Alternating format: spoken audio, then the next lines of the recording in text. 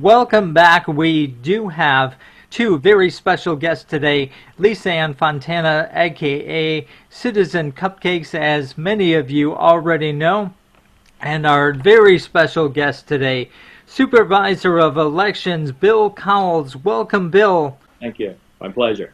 So, what are some things, if any, that you would like all voters to know or take advantage of that has to do with the supervisor of elections? We take people constantly to their website to just find the website of their supervisor of elections. We try and go over rights, phone numbers. For you, what would you like people to know that you do that's cool, helpful, or you just wish everybody was more aware of? Well, the unique thing is there's only one supervisor of elections in each county. So we are your source for information about the election process. And as many people are learning right now, there are so many outside groups, from political parties to advocacy groups to general interest groups, who are all trying to share the message about voting with the voter. But if you have questions about your status and how you get to vote in your election, then you need to come to the source, and the source is your county elections office, whether you contact us by phone or by email, or most of the information is on our websites, both to give you information, but also for you to look up and verify information about yourself, whether am I registered to vote? Where is my polling place? What does my sample ballot look like? What are the deadlines? And all. So again, you make sure that you're coming to the source to get the exact information you need to be prepared to vote in an election. Okay, no, that is good to know. So then my next question would be about signatures. So what I have learned is that in many states, signatures not matching are a big reason so many ballots get invalidated. And for a lot of my women in particular, they will have registered at 18 or 19, never voted, got married, changed their name, which obviously changed their signature. Or in the case of my one of my family members, she had a condition and it changed her ability to write. And so her signature no longer matched. And so how does Orange County residents, how would they confirm if they want to know now what their signature might be, especially if you've never voted but you know you registered?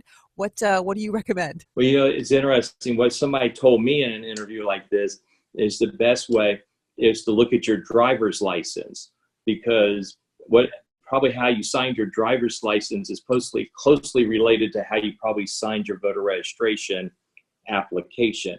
Voter registration applications, your signature is your ID when you vote by mail, because we don't see you.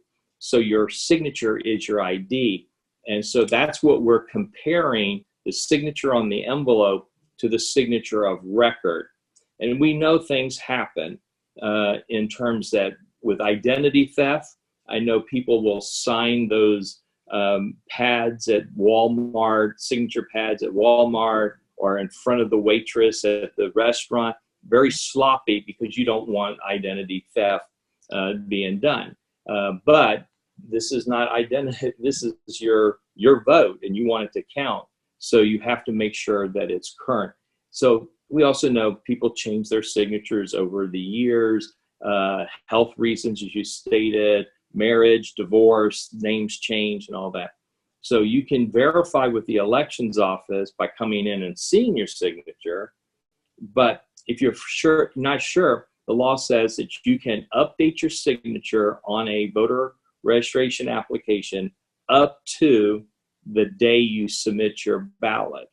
So if you've got some concern about your signature, you can go that way. Now, on the other hand, Florida has been really progressive in, if your signature does not match, we have what's called the cure process.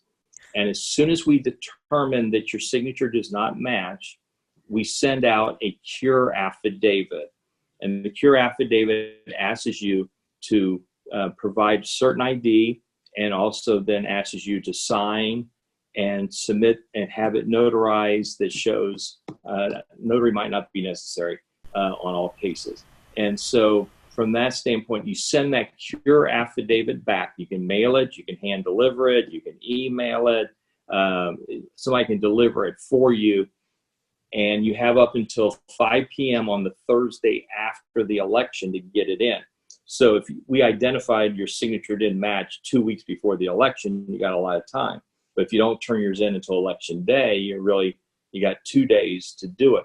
But the nice part is that affidavit automatically updates your ballot in your certificate envelope that you sign, and then that affidavit becomes a permanent record and updates your signature automatically in your record. So for the next election, it should match what you did there. And the same process on the cure is true. And I'm sure you don't believe me, but it is true. People will get their ballots, they will mark it, they will put them into the envelope, they'll seal it up. And here in Orange County, we pay for the postage coming back, so you don't have to go find the postage for your ballot, but they forgot to sign it. The cure process is the same for a person who did not sign their ballot. Quickly onto the vote by mails. There's a lot of it's so in the news that a lot of people are really nervous about this vote by mail thing, especially if they've never voted at all, but they're desperately trying to avoid being in person because of COVID right now. So you mentioned that there isn't a cost to mail in the ballots, which is terrific. What complications surrounding vote by mail ballots are you expecting might be coming, particularly with COVID, or any you've dealt with before? You mentioned the signatures, but what can individual voters do to just make sure that their vote by mail ballot is valid? Well, again, I think it's some of the things we've talked about. And I would say that the political rhetoric about vote by mail, if you go back and look at what's truly documented as fraud in the process, the statistics show that it's like 0.00025%. And document means that it's been found, it's been litigated in court, and somebody has been charged. A lot of times we hear fraud, and fraud is because somebody came from another state and the rules aren't the same, so that must be a problem. And so one is understanding the rules. The other part is the president keeps saying he's opposed to universal absentees. What he's meaning is his challenge is to those states that are now opening up where they're sending a ballot to every registered voter. But here in Florida, which is where the president does vote by mail, is that you have to have a request. You must make a request. You're not going to get a ballot unless you made a request. And that's where he's talking about. He likes that process where the individual has to take action. And so I think the key thing is take responsibility for your ballot. If you don't get it and you expect to get one, call the elections office to verify that a ballot you have a request, and verify that we have the correct address for sending it, because if we don't have the correct address, the vote by mail ballots are not forwardable. It can only go to the address of record for the voter. So sometimes if you moved and you forgot to change your address with us, that ballot's going someplace else. But we can get you another one if that's the case by updating your address. So take responsibility for your ballot. Make sure that you don't give it to somebody you don't know. Take responsibility on how you're going to return it. Check our site to verify that we've got it back, or call us and just say, I want to verify my ballot has been returned. So those would be things that you take responsibility for that ballot and follow it through until you know it's been turned in and it's going to be counted. That is terrifically calming information. You cleared up a lot of the confusion, even for me as I tried to explain it. That's why we bring in a pro. If you live in one location, but you get your mail, say you have to use a UPS mail store, a lot of people aren't able to get mail where they rent. How do they make sure that they're voting in the right county? Because you vote based on where you live, not based on where you get your mail. Is that correct?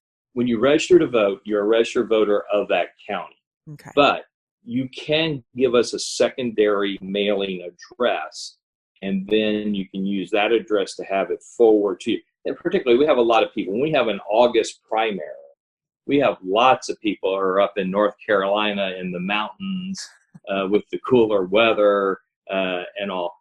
So they have the ballot. They tell us that for this election, I want it forward to this address.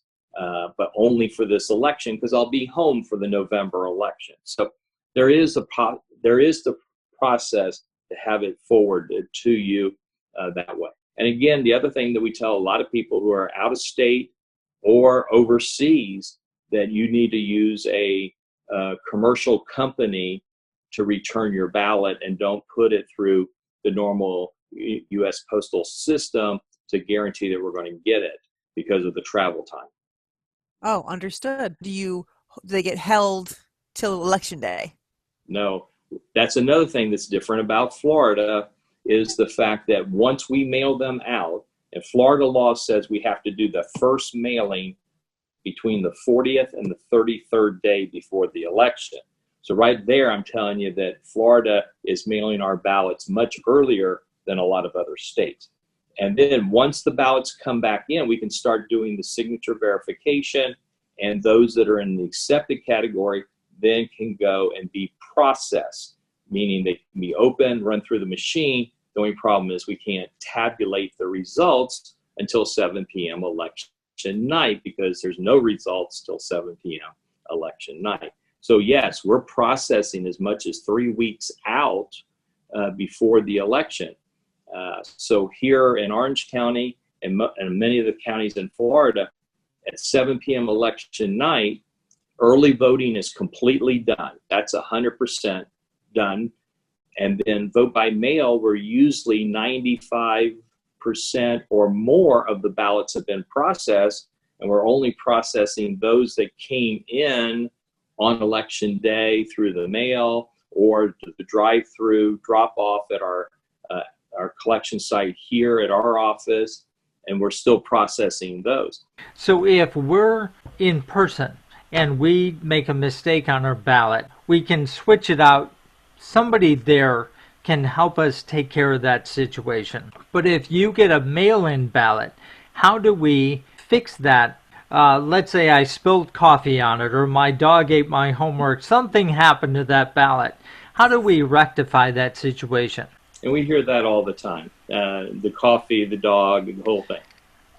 It's just like voting in person. If you make a mistake, you can request another ballot. So the same thing is true with vote by mail. If you made a mistake or you spilled something on it and you want a new ballot, you can cause it. Now, the trick is the time frame and how much time is there to get you another ballot through the mail, or would it be easier for you to come just pick up a new ballot? And in that case, you can just vote it in our office and leave it there at the office.